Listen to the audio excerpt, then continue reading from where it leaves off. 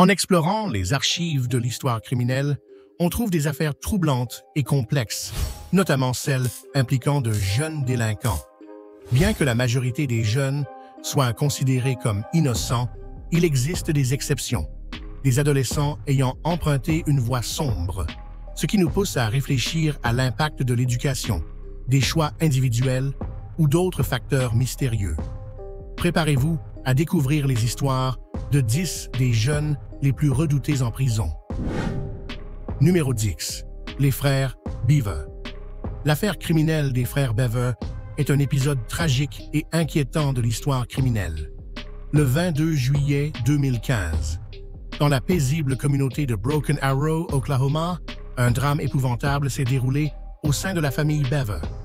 Robert et Michael ont commis un crime ayant coûté la vie à 5 membres de leur famille, dont leurs parents David et April, ainsi que 3 de leurs jeunes frères et sœurs. Daniel Beaver, âgé de 12 ans, a appelé le 911, sauvant ainsi la vie de ses 2 sœurs. Autumn, âgé de 2 ans, et Crystal, âgée de 13 ans. Crystal, l'une des survivantes, a identifié ses frères aînés, Robert et Michael, âgés respectivement de 18 et 16 ans, comme les auteurs de l'attaque. Les frères Beaver ont été condamnés à la prison à perpétuité pour leur cruauté, ayant utilisé des couteaux et d'autres armes. Leur motivation reste obscure, mais les enquêtes ont révélé leur obsession morbide pour des cas de violence célèbres en ligne, nourrissant un sombre désir de surpasser la tuerie de la Columbine High School. Numéro 9. Amarjit Sada. Le nom d'Amarjit Sada se distingue comme une affaire angoissante et troublante dans l'histoire criminelle. Né en 1998 dans le petit village de Musari, dans l'État indien du Bihar, Amarjit est devenu le plus jeune tueur en série de l'Inde. Son histoire est sombre et continue de susciter confusion et effroi. Amarjit a commencé à montrer des signes de violence extrême dès l'âge de 8 ans, lorsqu'il a tué sa cousine âgée de 6 mois. Ce tragique événement a d'abord été considéré comme un accident, mais par la suite, Amarjit a tué 2 autres victimes innocentes, toutes 2 plus jeunes que lui. Ces crimes ont profondément bouleversé son paisible village, révélant son côté obscur. Amarjit a été jugé trop jeune pour être poursuivi en vertu des lois indiennes. Il a donc été envoyé dans un centre pour mineurs afin de suivre une réhabilitation et une évaluation psychiatrique. Cette affaire a suscité un débat national sur la nature de la criminalité infantile et l'importance de reconnaître et de traiter rapidement les signes de détresse chez les enfants. Numéro 8. Lionel Tate. Lionel Tate, un jeune lutteur, est devenu célèbre en raison d'un tragique accident. En juillet 1999, à l'âge de 12 ans, alors qu'il gardait Tiffany Unique, âgée de 6 ans, chez lui en Floride, Lionel s'est retrouvé impliqué dans un match de lutte avec elle. En tentant de reproduire des mouvements vus à la télévision, l'une de ses manœuvres a mal tourné, causant la mort de Tiffany à cause de blessures graves. Le procès de Lionel a attiré l'attention nationale. Accusé de meurtre au premier degré, il a suscité un débat sur la frontière entre le jeu enfantin et les actes criminels. Sa défense a affirmé qu'il n'avait pas eu l'intention de faire du mal à Tiffany et que l'événement était un accident. Toutefois, l'accusation a soutenu que la gravité des blessures indiquait un usage excessif de la force, entraînant la condamnation de Lionel à la prison à perpétuité. Cette affaire a soulevé des questions sur le traitement juridique des mineurs et la responsabilité des jeunes dans le système de justice pénale. Numéro 7. Roxana Sikorski. Roxana Sikorski a été impliquée dans un plan criminel sombre dans un quartier paisible du Michigan à l'automne 2014, causant des ravages dans sa famille et un choc dans la communauté. Âgée de 15 ans, en apparence normale, Roxana s'est liée à Michael Rivera, un jeune homme de 22 ans, au passé troublé. Ensemble, ils ont conçu un plan impensable visant à tuer ses frères et ses parents adoptifs. Ce plan, révélé en octobre 2014, a secoué la communauté et conduit à l'arrestation de Roxana et de Michael avant qu'ils ne puissent le mettre en œuvre. Roxana a reçu une peine de prison sévère, tandis que sa mère, Laureen Sikorski, a imploré la clémence pour sa fille, accusant Michael Rivera de tout et affirmant que Roxana avait besoin d'une aide psychologique continue en raison de l'influence de son compagnon plus âgé et manipulateur. Devant le tribunal, Roxana a exprimé des remords pour avoir déçu ses parents adoptifs et trahi leur confiance. Cette affaire met en lumière les dangers des relations toxiques et l'importance des liens familiaux. Numéro 6. Jasmine et Jeremy. En 2006, à Medicine Hat, au Canada, un événement tragique a eu lieu lorsque Jasmine, une fille de 12 ans, et son petit ami de 23 ans, Jeremy Steinke, ont assassiné les membres de la famille de Jasmine. Ce crime choquant a provoqué des bouleversements dans la communauté locale et à l'échelle nationale. La vie de Jasmine a changé radicalement après avoir rencontré Steinke lors d'un concert de punk rock, se transformant d'une fille heureuse et sociable en une personne méconnaissable, influencée par sa passion pour le style gothique et par son partenaire troublé. Après que les parents de Jasmine aient interdit sa relation avec Steinke, les deux jeunes ont conçu un plan de vengeance, mis en évidence par leurs messages et un film violent visionné avant le passage à l'acte. Après le meurtre de la famille, Jasmine a été accusée aux côtés de Steinke. Bien que Jasmine ait nié sa culpabilité et déclaré que leur conversation était hypothétique, elle a été reconnue coupable de meurtre au premier degré et a été condamnée à une peine de prison suivie d'une surveillance communautaire. Numéro 5. Sierra Alseth. Sierra Alseth et son compagnon ont été les protagonistes d'un crime choquant en 2021, attirant l'attention médiatique en raison de son caractère inhabituel et tragique.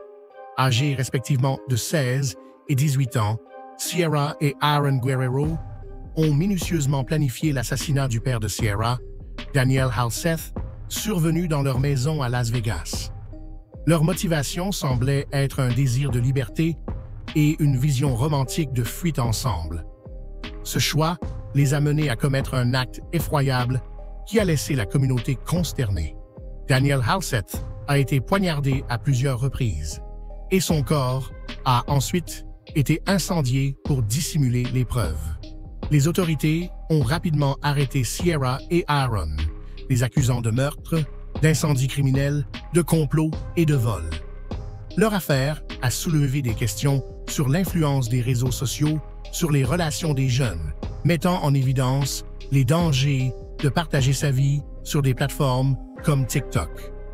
Ce tragique événement sert d'avertissement sur les graves conséquences des mauvais choix pris par les jeunes. Numéro 4.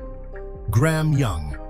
L'histoire de Graham Young, connu sous le nom de The Teacup Poisoner, est un récit troublant qui mêle histoire, science et une série d'événements choquants. Ayant grandi dans des tragédies familiales, Young a développé un intérêt précoce pour la chimie et la toxicologie, expérimentant avec des substances toxiques dès son jeune âge. Il a utilisé son talent pour se procurer des poisons auprès de chimistes professionnels, les trompant sur son âge et ses intentions éducatives.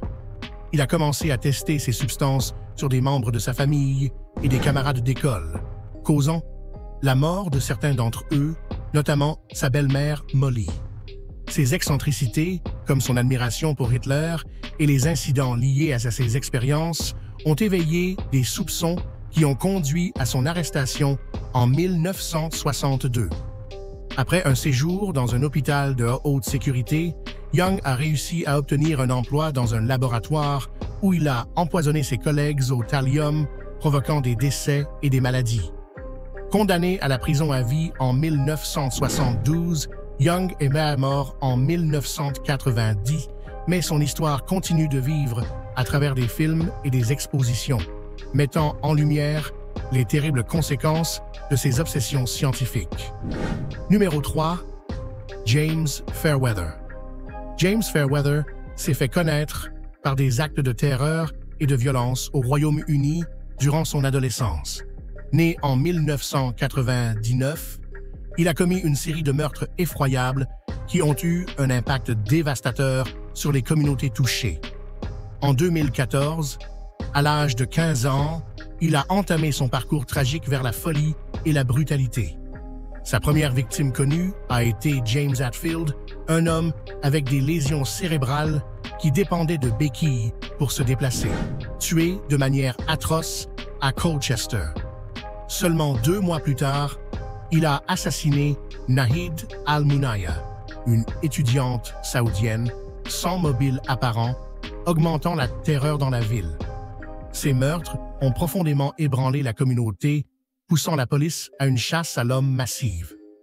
Fairweather a été arrêté en 2015, après s'être vanté de ses crimes auprès d'amis, révélant une fascination troublante pour des tueurs célèbres comme Ted Bundy.